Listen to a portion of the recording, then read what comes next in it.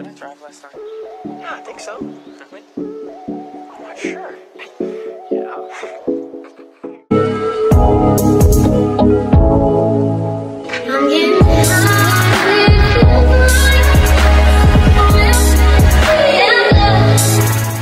Hey guys, welcome back to my channel. So in this video I'm going to be showing you my detailed wash and go. So I will be talking through the steps I do to do my wash and go. So this is freshly washed and deep conditioned hair. I always deep condition with heat every time I wash my hair, and I always shampoo with a non-sulfate shampoo. I try to start my wash and go early in the day because I want to give my hair time to dry. My hair takes about, I would say, 24 hours to dry. So what I do is I start off washing my hair like earlier. I try to start like around like early in the day, like at least by 10 o'clock a.m.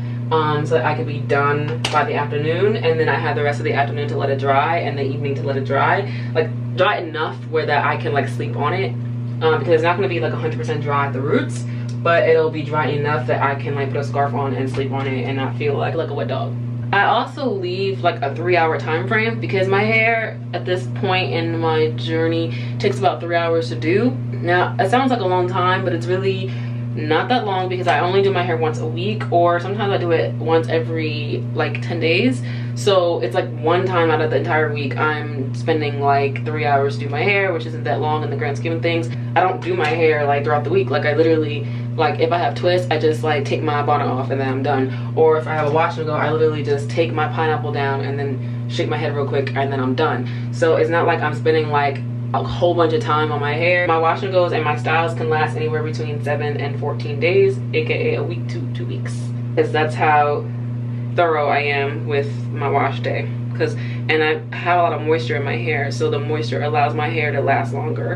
My hair like almost never gets dry. Like I can't think of a time my hair gets dry. My hair only gets dry like when I shampoo it, or like when I'm about to straighten it because I just took all the oils out of it. Any other time my hair is never dry, ever. As you can see, I'm sectioning my hair, and I do this to stay organized. I don't like just grabbing random sections because I find that like I get confused, like it's hard to see the back of my head. I have like a lot of hair. I would say my hair is borderline dense, and I don't want to like make my this any more difficult than it needs to be. So I try to make even lines as much as possible. I mean, I could make this way more even, but I just use my fingernail or like my finger to like section out my hair. So I section my hair like this every time. I usually part my hair down the middle when I do a wash and go, and even if I'm not, like I still part down the middle for parting sake.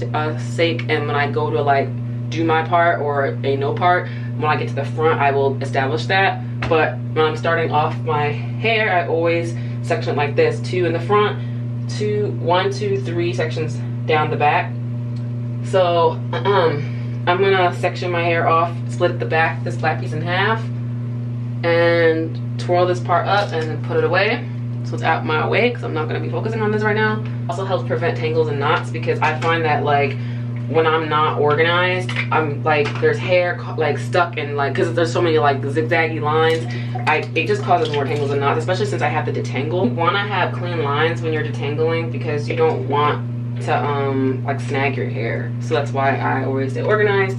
Now what I do first is I take my water bottle, I fill it up with warm to hot water, and I will spritz this section. Oh, that was because I was disciplining my dog. Hold on, let me fix the nozzle. Spray my hair with water because I want to make sure my hair is soaking wet when I do this. It just allows for easy product distribution. And I'm gonna start off with, this is Miel pomegranate and honey twisting souffle, and I try to use this stuff for like my twist at one point, but I discovered that I actually like it better for my wash and goes because this elongates my hair. And my twists, I don't really need them to be elongated because I'd rather have them be plump than be stretched out and elongated. But my wash and goes, I do want them to be kind of stretched out or at least elongated. I apply this to my hair first as my moisturizer. Also very moisturizing and very thick, and I love thick products. Also not too expensive. I forgot how much this cost. Well, it's $13. It was $12.99, which is expensive, but it's not as expensive as other moisturizers or whatever. And you have a lot in here, and it goes a long way because it's really thick. Like,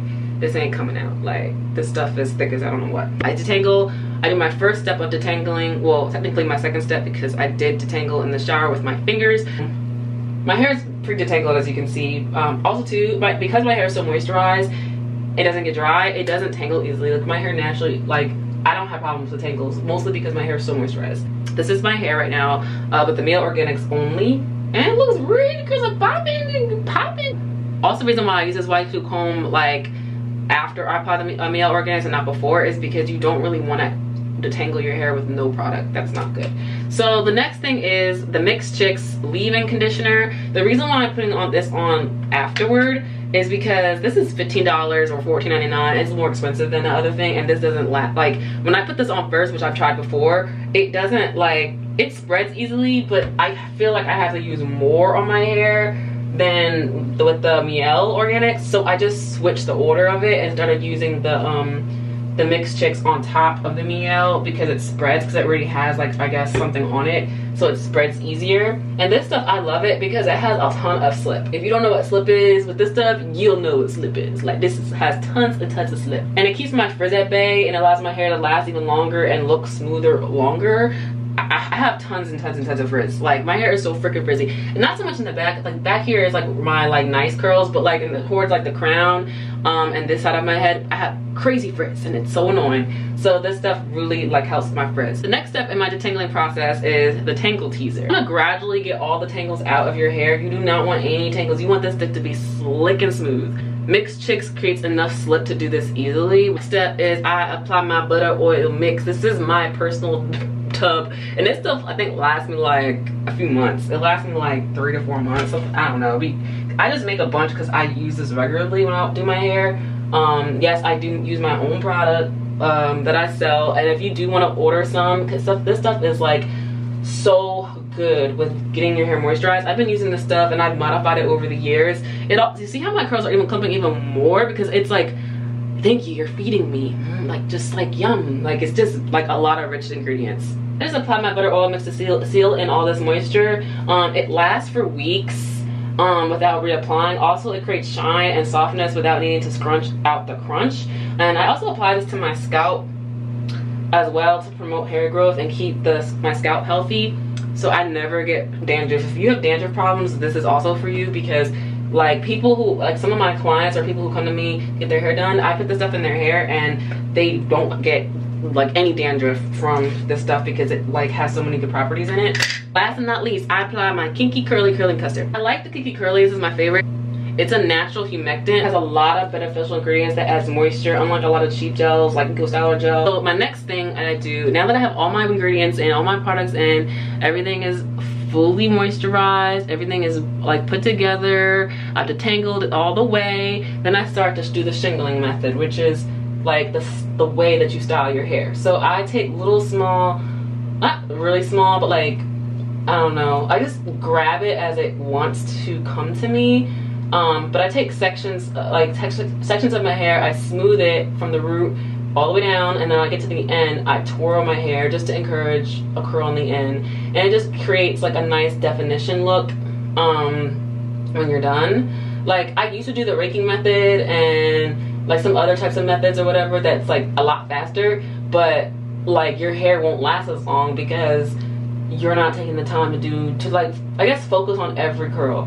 Now I know this is not ideal for everybody, but honestly, when you like do this, first of all, if you want your hair to last, you'll do anything to make your hair last, for one. And for two, it really doesn't take that long. Like you could just do this very quickly and be done. Like as you can see, I'm like almost done with this section. It does not take that long. I know some people don't have patience, but I mean, I got the patience, so it doesn't bother me, and I want my hair to look good.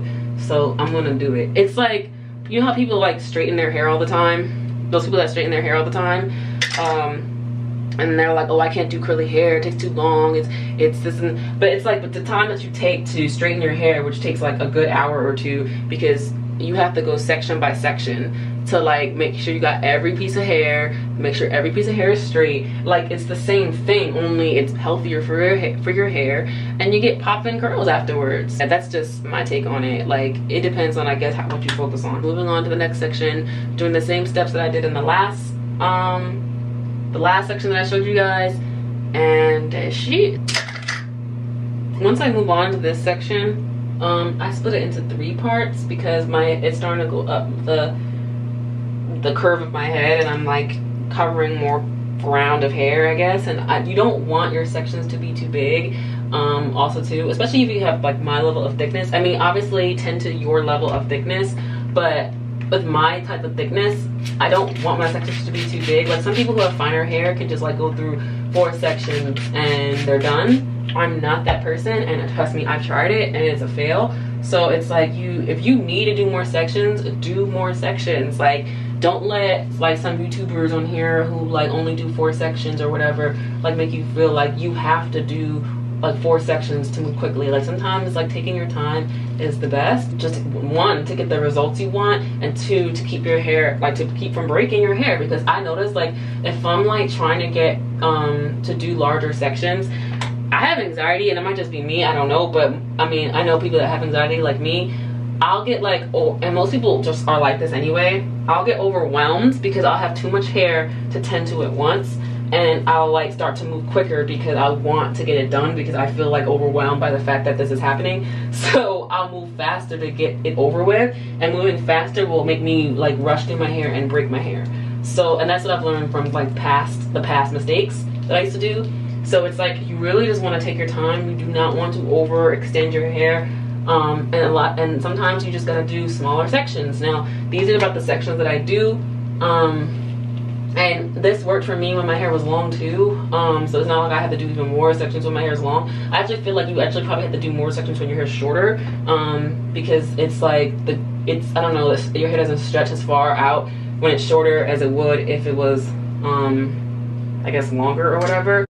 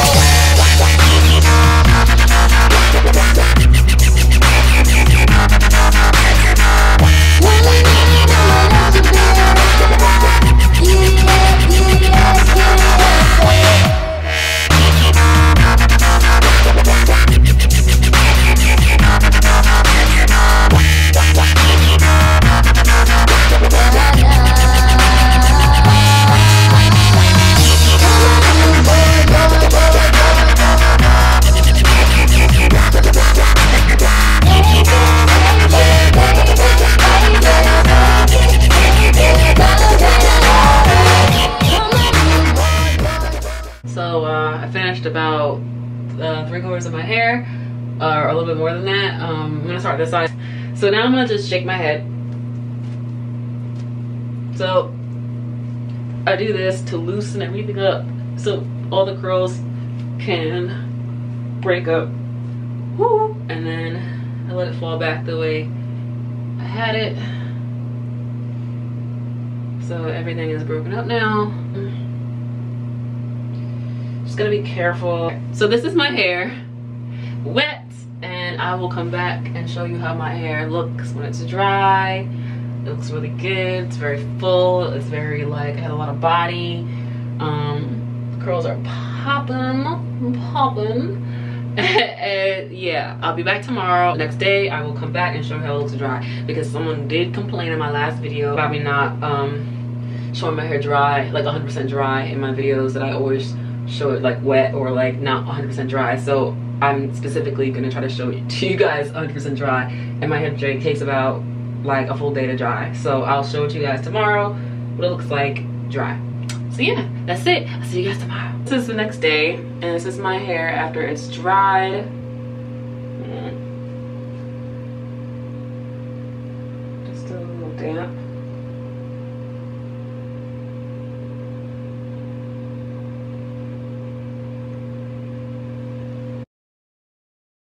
My hair takes forever to dry, forever. It will completely dry by the end of today, but it looks like this, like it will not change. And yeah, this is my winter wash and go. I hope this was helpful, you guys, and I was very detailed, so yeah. But if you guys have any more questions, make sure to leave that in the comment section. Make sure to like, comment, and subscribe, and make sure to turn on that notification button. I'll see you guys in the next video. You got me